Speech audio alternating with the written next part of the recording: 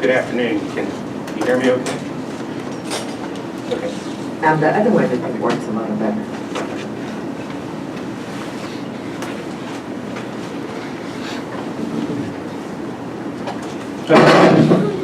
That works. So, well, thank you for asking us to come in. We appreciate the opportunity. And as the other group said earlier, it's my first time to actually come to the meeting, but I watch a long time, so I guess I'm a long-time listener and first-time caller. So what I wasn't really sure, but I had the opportunity to hear the other people speak, to kind of go through maybe the market, where we are, what the demand looks like, what the supply looks like in our timeline versus what was in our application. So I guess the most important thing first is everybody wants to see tangible evidence of where we are in the process of growing. And so I've got a picture that was taken. What's the name? CEO. Joe Courtright, Courtright.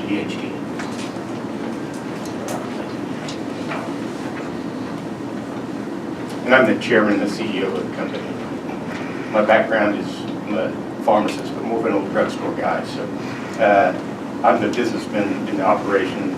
I'm not the growth specialist or the scientist. So, and they remind me that all the time. So as you can see, our location there is located on I-5.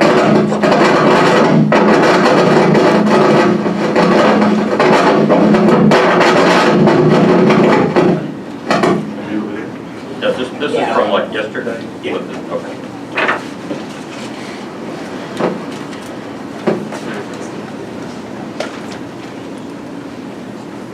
And so we're located in Jefferson County. You know, we originally, I didn't put all the pictures in of that. We designed our facility for 3 phases. This is phase 1.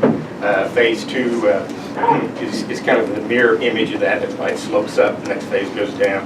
Phase 3 is more of a greenhouse, and I'll be totally honest, that's more of a way down the road if in the event like recreational becomes legal. So, you know, one thing that in the discussion that's came out is a lot's changed since these things were designed 2 years ago.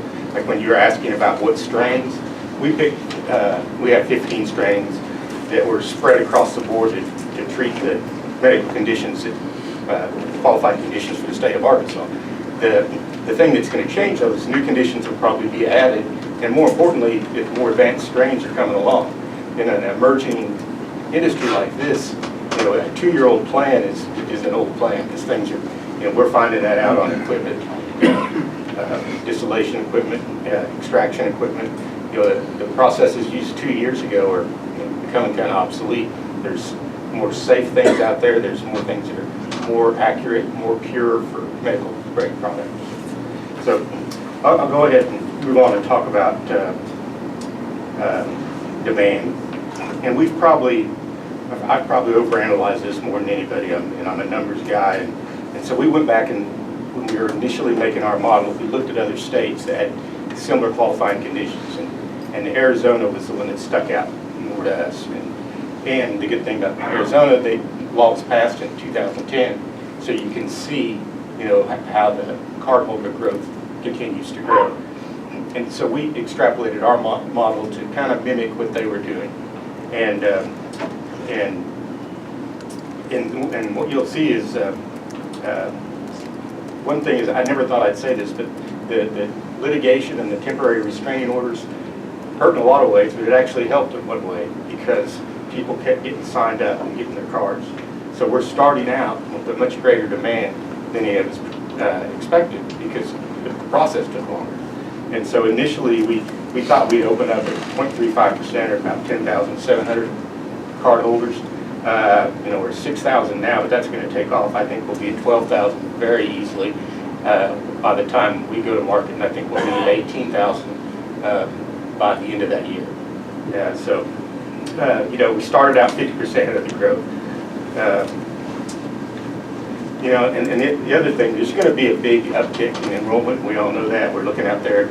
You know, if you look at it every week, it's 40 people it was 240 people a week. We were 200 new people a week when this first announced. And if you look at that rolling average over the first 18 weeks, it was 144 patients a week. But I think it's going to be a lot more than that once we, get dispensaries announced, get product out there. And so we modeled it, we extrapolated it out from what the growth is now, and then added that additional bump in there. So, and the other thing, the market's going to continue to grow. It's still growing in Arizona, even though it's a mature market. The Pew Foundation did a survey last month and found out 62% of people are now in support of medical marijuana. And so what's happening is, it's more socially acceptable. Nobody thought the state as red as Oklahoma would ever pass the law they passed. So the times have certainly changed. So that's enough about demand. I'll talk about supply side. And Robert went past this next to and everybody knows the day the first dispensaries are open, there's going to be a supply issue. Because there's been one in every state that has a new industry like this. And so that shouldn't be a shock. The whole country of Canada has a shortage right now. The question is how long is that going to last? And what I'd like to do is kind of try to reassure you on that.